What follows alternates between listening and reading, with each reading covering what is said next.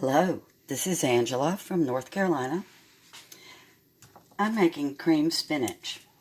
Before I met my husband, I made cream spinach the old-fashioned way, where I made a homemade roux with flour, butter, and some salt, kind of toasted it on the stove. I added my milk,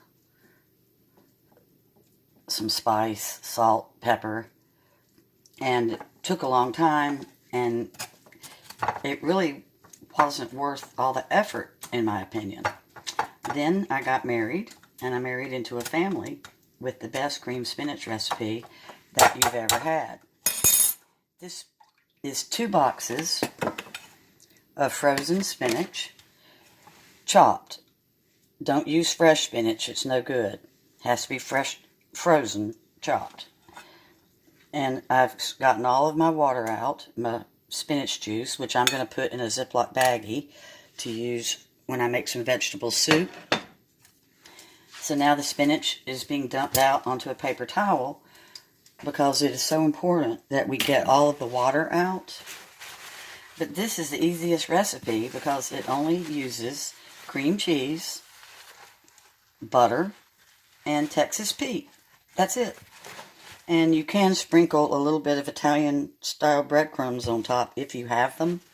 You don't have to go out and buy them just for the recipe, but it does call for that. So, I used to use my salad spinner years ago, but they just took up so much space, I've had to quit using one. It's in a room that I have to go down steps to get to where I store it. So I just keep pressing the spinach, as you can see, and I'm going to hand squeeze the last bit out. I use 1 8-ounce cream cheese. I've already got it cut into 8 chunks. I use 1 stick of real butter, which I've already cut. I'm continuing to squeeze, and it really is the most important thing, is the squeezing. It looks like the spinach is shrinking up, but once you add an 8-ounce cream cheese and a stick of butter, you've got a nice sized little casserole. It's perfect for 4 people if you've got like a baked potato and a meat. It makes a wonderful side dish. For parties over the years, I've made homemade turnover batter with cream cheese and flour and butter with a little bit of salt. And I'll stuff this inside little popovers. Oh, it's a big hit. It tastes wonderful. It is always something people come back for more. They'll rather eat the spinach ones than the mushroom when I make those. So I've just about got all the water out, as you can see. I'm going to give it one more quick pat.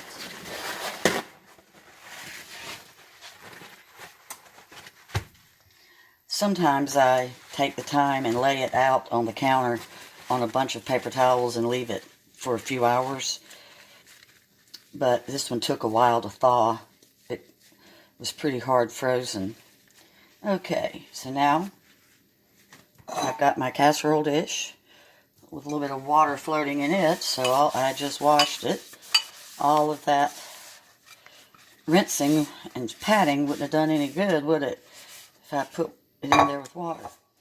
So now I'm dumping in spinach, nothing at all on it. Can you see? There we go. I'm throwing in my squares of the cream cheese, and I'm starting to press it around, and then I'm going to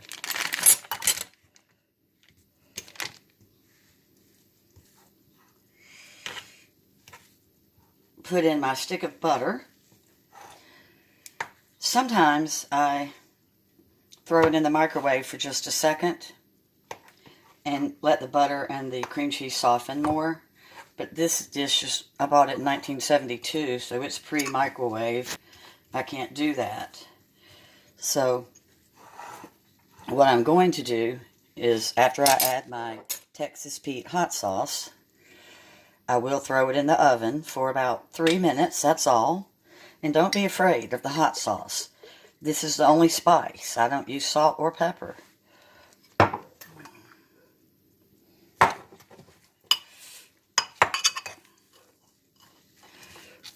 I don't have much strength in my hands, so I'm not a good person to mix things. It's easier for me to let the stove do it for a second. But anyway, for the sake of time, since I don't know how to edit, we are going to act like I just got this out of the oven and that the butter is soft and the cream cheese is soft.